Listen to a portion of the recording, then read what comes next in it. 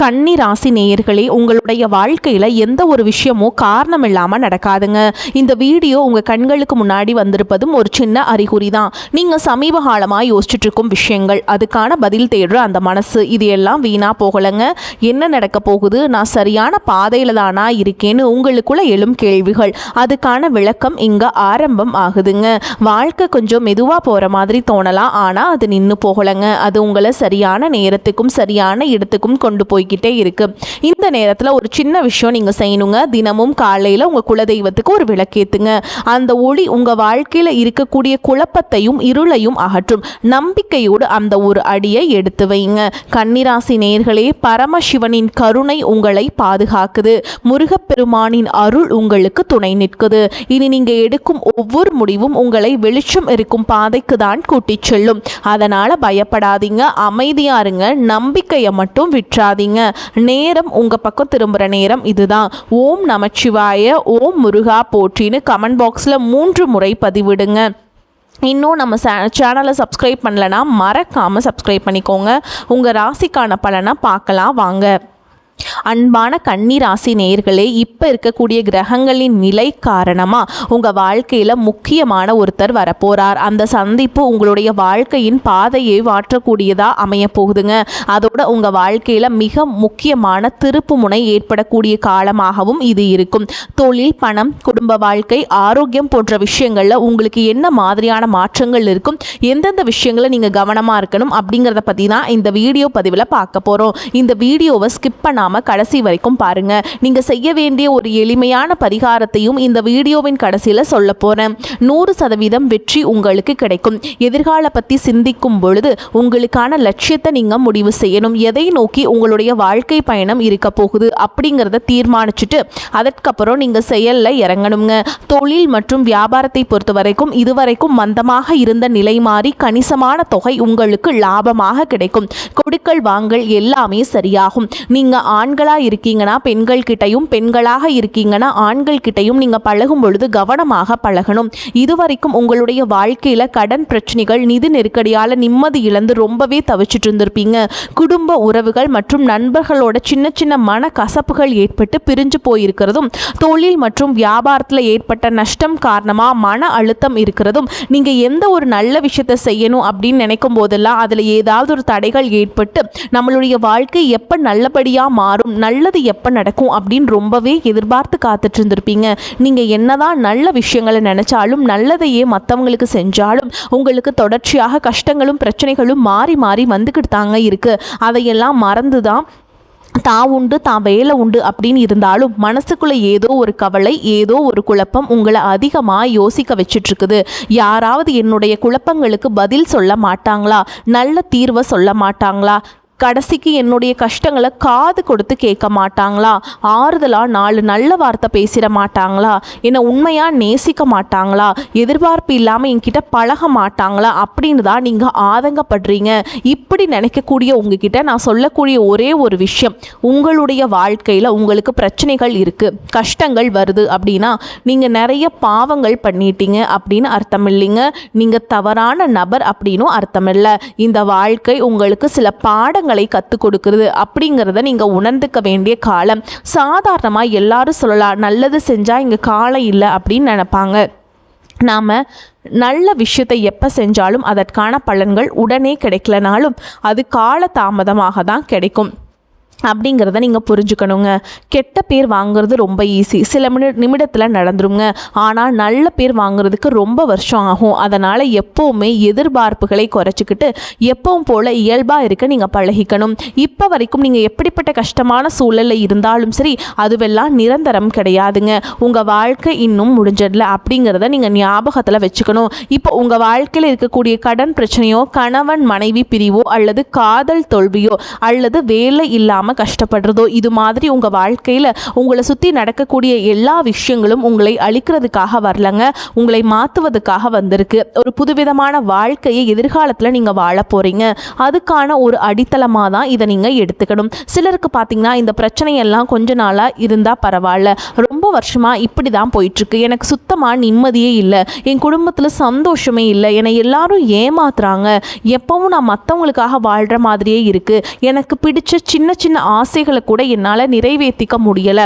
இதையெல்லாம் ஒரு நிமிஷம் நினச்சி பார்க்கும்போது என்னடா இந்த வாழ்க்கை ஓடிக்கிட்டே இருக்கிறோம், இதுவெல்லாம் எப்போ சரியாகும் அப்படிங்கிற கேள்விக்கு பதில் தெரியாமல் தான் இன்னமும் நீங்கள் ஓடிக்கிட்டு இருக்கீங்க.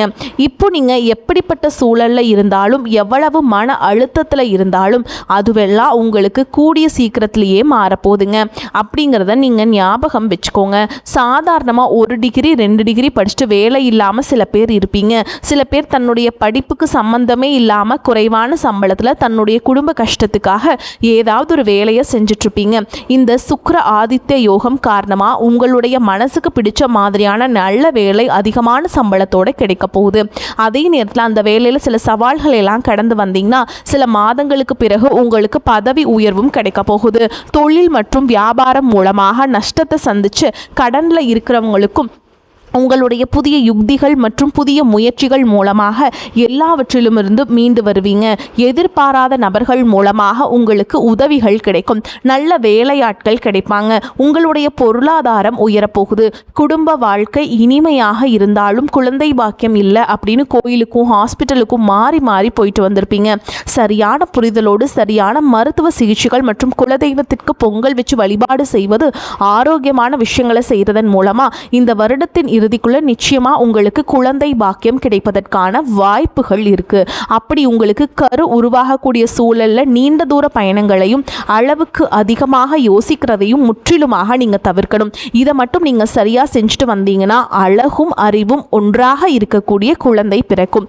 இது நாள் வரைக்கும் நீங்க என்னதான் பாசிட்டிவா இருந்தாலும் உங்களுடைய மனசுல நெகட்டிவான எண்ணங்கள் வந்து எந்த ஒரு காரியத்தை செஞ்சாலும் அதுல உங்களுக்கு ஒரு முழு திருப்தி இல்லாத மனநிலையை தந்திருக்கும். அதனாலேயே உங்களுக்கு மனதளவில் பல சோதனைகள் எல்லாமே வந்திருக்கும். உங்களுடைய கடின உழைப்பால் உங்களுக்கு வருமானம் அதிகமாக வரக்கூடிய சூழல் இருந்தாலும் வருமானத்தையும் மீறி அதிகமாக கடன் வாங்கி செலவு செய்யக்கூடிய சூழல்களும் வந்திருக்கும். சில இடங்களில் மற்றவங்களுக்கு கடனாக பணத்தை கொடுத்துட்டு அதை திரும்ப வாங்க முடியாமல் ரொம்பவே மன உளைச்சலுக்கு ஆளாகி இருப்பீங்க.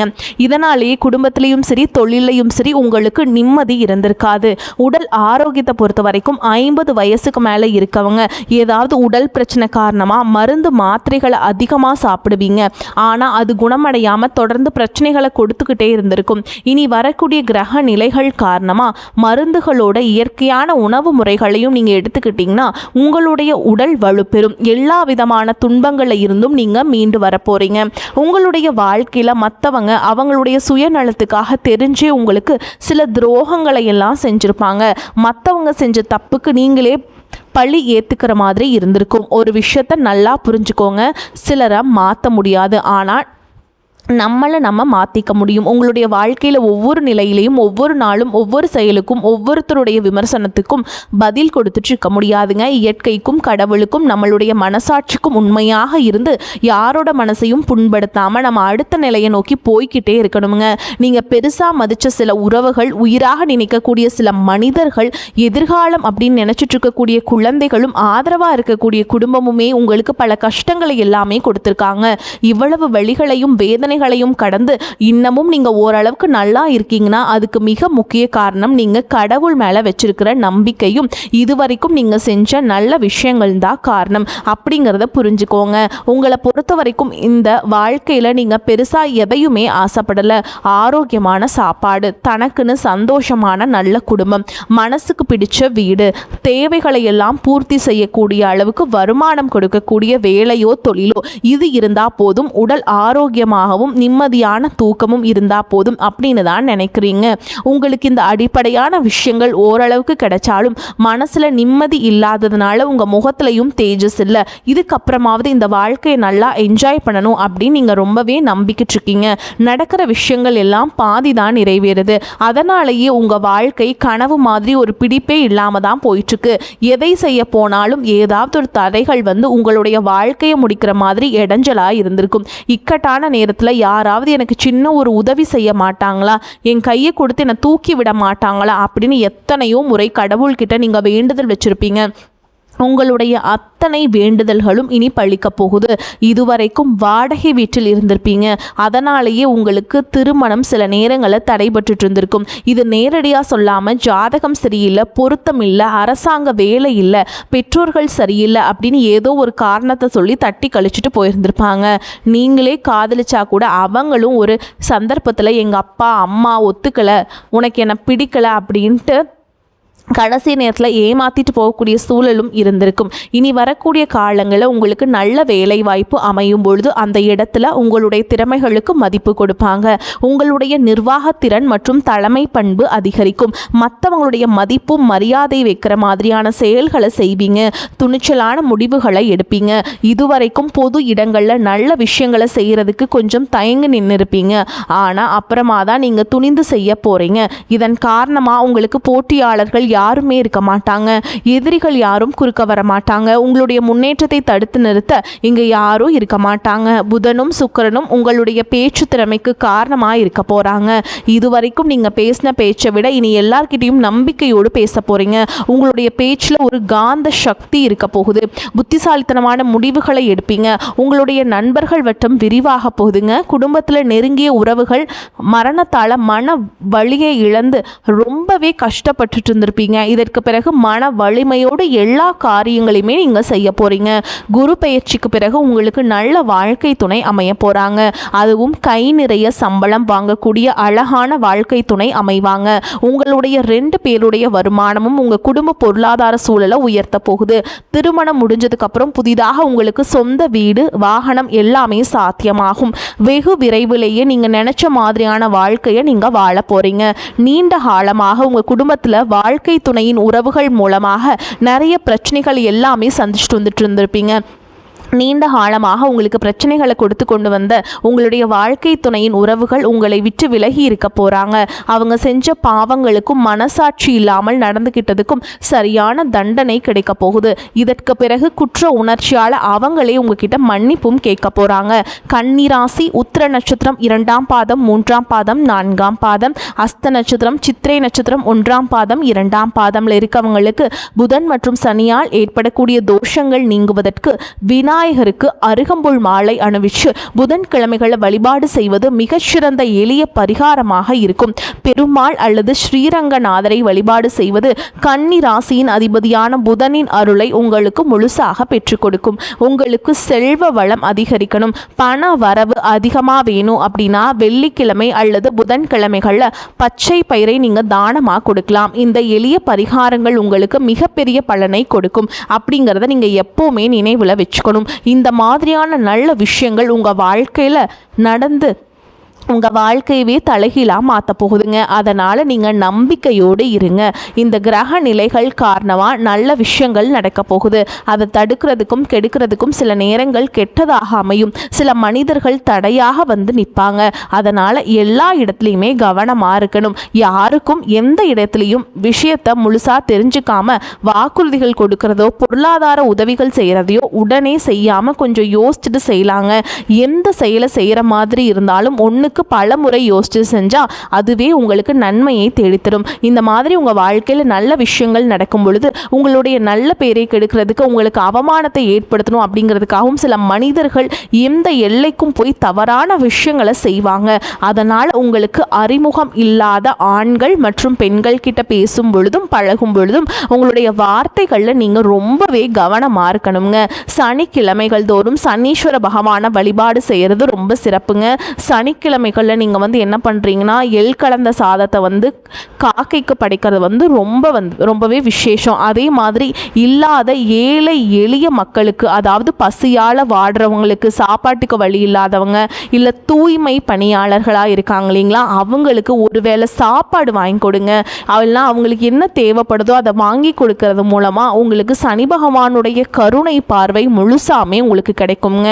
அதே மாதிரி இன்னொரு பரிகாரம், பிரதோஷம் நாட்களில் சிவனை வழிபாடு செய்கிறது உங்களுக்கு சிறப்பான பலன்களை கொடுக்கும். நீங்கள் வில்வ இலைகளால் சிவபெருமானுக்கு அர்ச்சனை செய்து வழிபாடு செய்கிறதும் சிறந்தது. இல்லைனா கரும்பு சாறு வாங்கி கொண்டு போய் கொடுத்து அர்ச்சனை செய்து வழிபாடு பண்ணலாம். உங்களால் என்ன முடியுது, ஒரு பால் வாங்கி கொடுக்கலாம். இந்த மாதிரி உங்களால் முடிஞ்ச வழிபாட்டை நீங்கள் செய்யுங்க. இல்லைனா பிரசாதம் கொடுக்கறது அந்த மாதிரி இதுவும் பண்ணலாம். ஓகேங்களா? இது வரைக்கும் நீங்கள் எதையாவது வேண்டுதல் வச்சுட்டு நிறைவேற்றாமல் இருந்தீங்க அப்படின்னா அந்த வேண்டுதல்களை கட்டாயமாக நிறைவேற்றுங்க. வேண்டுதல்களை நிறைவேற்றாமல் விட்டுறாதீங்க. அது உங்களுக்கு தெய்வ குத்தமாக கருதப்படுங்க. அதனால் முடிஞ்ச அளவுக்கு நீங்கள் வேண்டுதல்கள் எல்லாத்தையுமே நிறைவேற்றிட்டு வாங்க. உங்கள் வாழ்க்கையில் நீ எந்த விஷயத்துக்கும் தடைகள் அப்படிங்கிறது இருக்காது. எல்லாமே நல்லபடியாக அமையும். தன்னம்பிக்கையோடவும் தைரியத்தோடவும் ஒவ்வொரு அடியும் எடுத்து வைங்க. ஜெயிக்க போறீங்க. அதை யாராலும் தடுத்து நிறுத்த முடியாது. உங்களுக்கு நல்லதே நடக்கும். வாழ்க வளமோடு நலமோடு.